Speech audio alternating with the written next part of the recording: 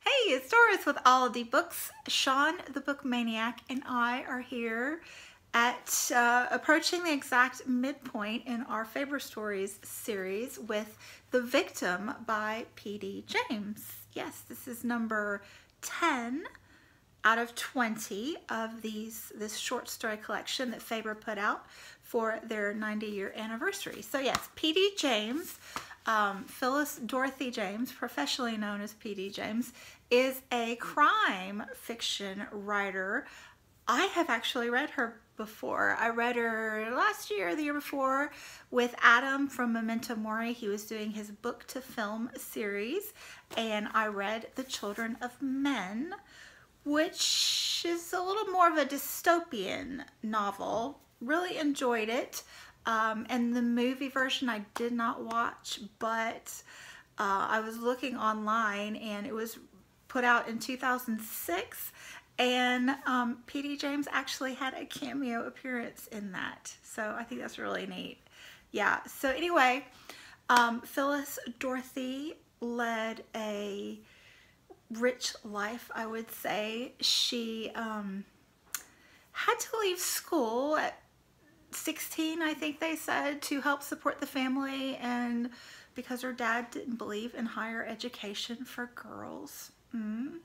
But she went on to marry, and her husband was institutionalized with mental illness after World War II. So Miss James ended up working her adult life as well to support the family. So I have a great appreciation for working moms myself. Yes, she got involved with the NHS and then continued in government service as a civil service worker with the crime unit, and there were some politics involved along the way, but I'm not knowledgeable enough on British politics in the UK to comment on that. But a working woman, and pulled from her life experiences with her work. So yes, she was most well known for a crime series starring Adam, I think Dalgliesh was his last name.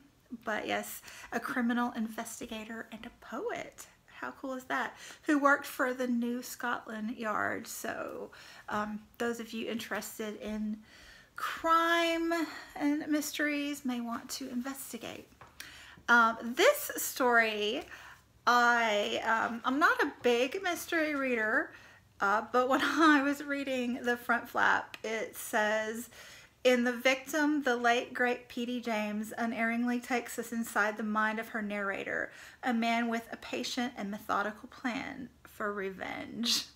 When I read that, I don't know why, but I right away thought of The Cask of Amontillado. And then that was further drawn in when, you know, the protagonist is, well, one of the main characters, I should say, Princess Ilsa Mancelli. So we're continuing with that Italian theme. And then when I read about her and her glamorous life on the first couple pages, I thought, well, I'm getting some The Seven Husbands of Evelyn Hugo vibes from the story as well. Anyway, I've read the first 10 pages thus far, and it's written in the mind of this man. It's Ilsa's first husband, if you want to know. Yes, we're in his mind as he tells the story and plots. I assume we're going to see how he plots his revenge. I haven't gotten that far yet. So it's good. It hasn't really hooked me in yet, but it has potential to. We're still waiting to get excited about it, but it's pleasant thus far. I don't know if that's what you want for a crime novel. We'll see, but yeah. What do you think? What are your first impressions, Sean? Anything intriguing for you? Hey, Doris. Well, thanks for that great introduction. I didn't know anything about her, and her life sounded very interesting. Unfortunately, this is just one of the most boring types of stories you could ever make me read, and I'm not going to read it. I'm going to bail. I read the first 10 pages, and I mean, I hate mystery novels as a genre. This isn't even a mystery novel. This is like a story about a man's revenge because some other man stole his beautiful wife. I just don't care about those kind of stories. I suffered through a Patricia Highsmith novel, and I will never suffer through that kind of a story again. I just think they're very popular. Revenge stories, mystery stories, but they just make me want to throw up. So rather than vomit, I'm going to bail. I hope you enjoy the rest of it better, and I'm looking forward to hearing how you make it out. But I am not going to continue on the journey with you. Looking forward to having better luck on the next one. You bailed! Oh my goodness, Sean. Not unexpected. I was pretty certain that this would not be your read.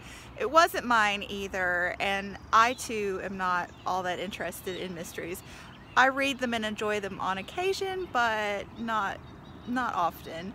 And this one just didn't do anything for me. I found it quite boring, to be quite honest. I had to reread the last page because I was so bored by it that I didn't remember. But yeah. It was fine, and I think that if you do like mysteries, you might... Well, this isn't, like you said, it wasn't really a mystery. It was a revenge story. It was very much the Cask of Amontillado style.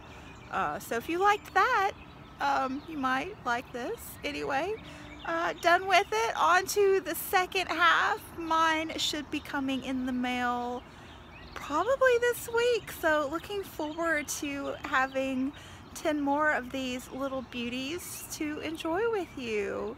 Chat with you soon. Bye.